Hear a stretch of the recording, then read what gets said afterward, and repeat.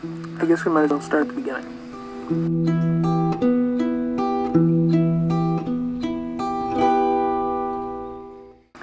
Quarantine was my first film, my first movie, but it was my first legit movie. Much before that, I was just doing music videos, a lot of which aren't even on YouTube yet, because I don't feel like humiliating myself yet. I was surfing YouTube way before I even had anything on here, and I realized YouTube needs more zombies. So, influenced by movies like this, and this, I felt that I was well equipped to put more zombies out on YouTube.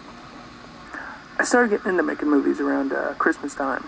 It was a little after Christmas, actually, right before the end of Christmas break, before I had to head back up to Boston.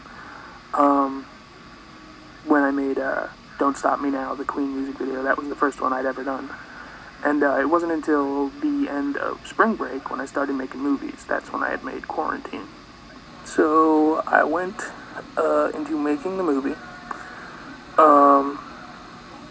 This being my first movie, I hadn't really figured everything out yet. I mean, with the music videos, I had just figured out how to use iMovie and how to use my camera. So going into this, I didn't know how to use a lot of the stuff that's available to me now.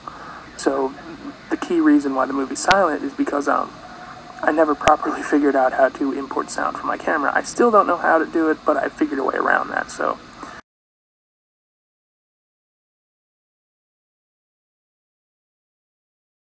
it was just me in my room, waiting for stuff to happen. I was alone. It was just me experimenting with shots, really. I mean, I had never done anything like that before. Usually it's just me in front of the camera. But now I had to find ways to get the shot with my camera. So a lot of the shots you see are just me putting the camera out on my bedpost or on a pile of pillows or a box or something to get a steady shot or whatever I needed. But I had just seen the movie Doom before I came home. I bought that movie because I wanted to see if it was really bad, as a lot of people said it was, but I liked it. I don't know. But influenced by that, I got the idea for, in the beginning of the movie, when you get the first-person shot, when I walk up to the TV. I really like how that came out. I thought that worked well. Some of my favorite shots that I ever shot were in this movie. The one where I hear the zombies and the camera comes sweeping around and out the window. It's funny because you see all that hair and then you see my face and then you notice the domino poster that's not even on my wall anymore. I love that shot. And then the one where I'm turning the doorknob. Basically all I did was take the camera in my hand and turn it like a doorknob. They're both real cheap shots, but they worked really well, and I was happy with how they turned out. And on music choice, I went through a lot of songs. I play every song in my iTunes library over the movie to figure out something that would fit, and I was having a hard time. So it was an afterthought. Originally, I was just going to have the movie have dead air. It was just going to be silent completely. And I thought, no, that's not going to work. That's no good. So at the time, I was on A Perfect Circle kick. I don't like Tool, but I like A Perfect Circle. So I was playing through all their songs, and I come across Crimes. And as an afterthought, it was amazing, because if you listen carefully, you'll notice Maynard counting off in the background of the music.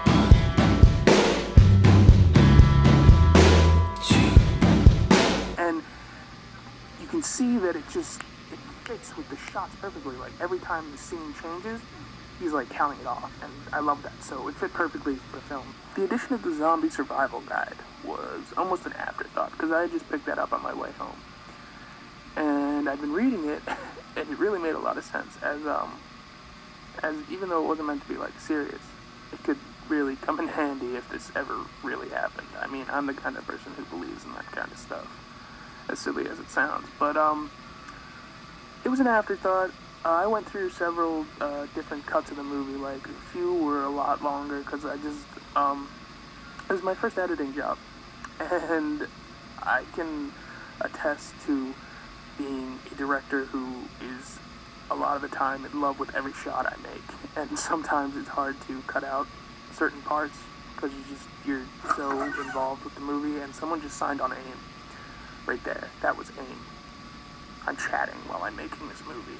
But yeah, so basically I cut it down to be the 3 and some odd minute length. It was a lot longer, so a lot of the stuff just didn't work, and a lot of the lines I had to change, and a lot of the still pictures you see are just stuff I grabbed off of Google. I was just like, empty city. I found a picture of some abandoned European town covered in snow. Looked good, kept it. Zombies, that was the hardest part, getting good pictures of zombies, and a lot of the zombie pictures ended up just being from screenshots and clips of the Dawn of the Dead movie. And so I was fortunate that way, but that still took a long time. That probably took longer than shooting it. Shooting it took all day. Finding the zombie stuff just took, it just seemed like it took forever. Yeah, I still had that ridiculous beard and the long hair. I'd never had my hair that long before. I mean, the winters in Boston were pretty bad, so I thought, hey, I might as well go with the homeless look to keep myself warm. It worked. I mean, I liked it when I had it on, but now that I look back at it, I'm just like, what the hell was I doing? But, so it actually worked for the movie. You don't know how long I was in that room. That could have just been me, like, going all natural with the hair on my face. And it looked okay. At certain parts of the movie, I kind of looked like a monkey, but, you know, it worked.